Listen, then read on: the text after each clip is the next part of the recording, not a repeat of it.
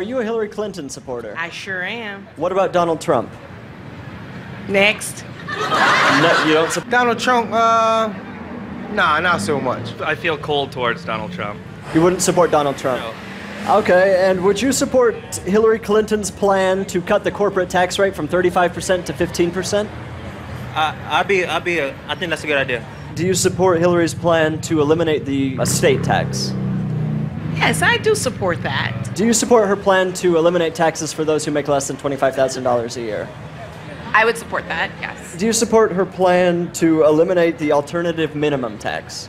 Alternative minimum tax. Yeah, I support that. Do you support her plan to eliminate the estate tax? Yes. And what would you say if I told you those are all Donald Trump's proposals? I would say he's a pretty smart man. I say I feel stupid. I would say that that's shocking. What would you say if I told you those are all Donald Trump's policies? I wouldn't believe you. They are. Well, I support Donald Trump then. What would you say if I told you those are all Donald Trump's policies? Oh, God. I hate him.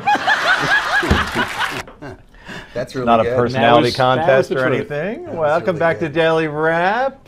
You're not low information voters out there, now are you? And that was a clip from Jimmy Kimmel Live, proving Jimmy's theory that people will stick with the candidate they choose no matter what they say. And it's happy time, people. It's time for Yea or Nay. First up, there is a war brewing between two GOP candidates right now, and one of them, seriously, is not Donald Trump. We ain't kidding. No, this time the battle is between Kentucky Senator Rand Paul and Texas Senator Ted Cruz. Things really blew up yesterday when Paul said in an interview on Fox News Radio that Senator Cruz couldn't accomplish anything in the Senate because of how much his colleagues despised him. Is Rand Paul looking to take everyone else down with his Titanic of a campaign, Rick Unger? Well, first of all, the fact that they don't get along is nothing new at all. This has been going on for a long time. That said, he's right. What Senator Paul said is the truth.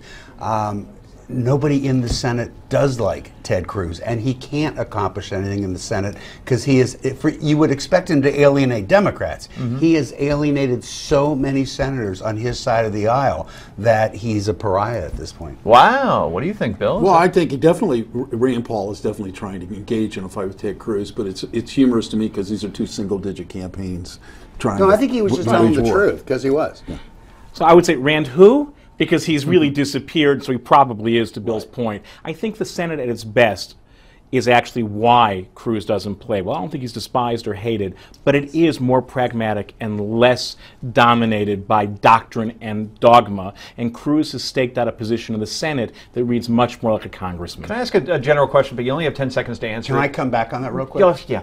As somebody who talks to senators I and understand congressmen we for a both living, do. they Hated, despise despised, him. I know. Okay. That's So there's nothing that prevents him from being Speaker of the House, right?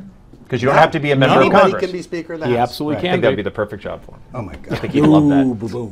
Just saying. Actually, you're right. Write us. Tell us what you for the think. United States. Newsmax.com/comment. Anyway, next, the Military Religious Freedom Foundation has sent an email to military commanders complaining about a sign on a Marine base that reads, "God bless the military." The base in question is a Marine base in Hawaii, which houses over 9,000 troops and their families. The sign, which was installed in the wake of the 9/11 attacks, reads in its entirety, "God bless the military, their families, and civilians who work with them."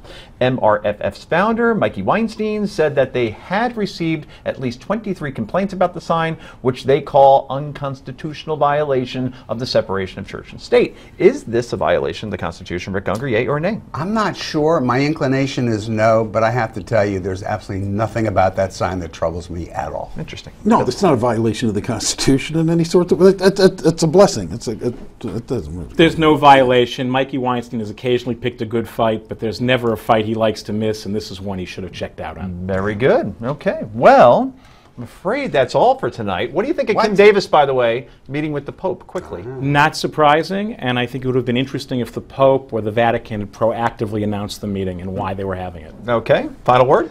Listen, I've been saying about the Pope all along. I'm still with it. Who cares? He can do what he wants. Very good.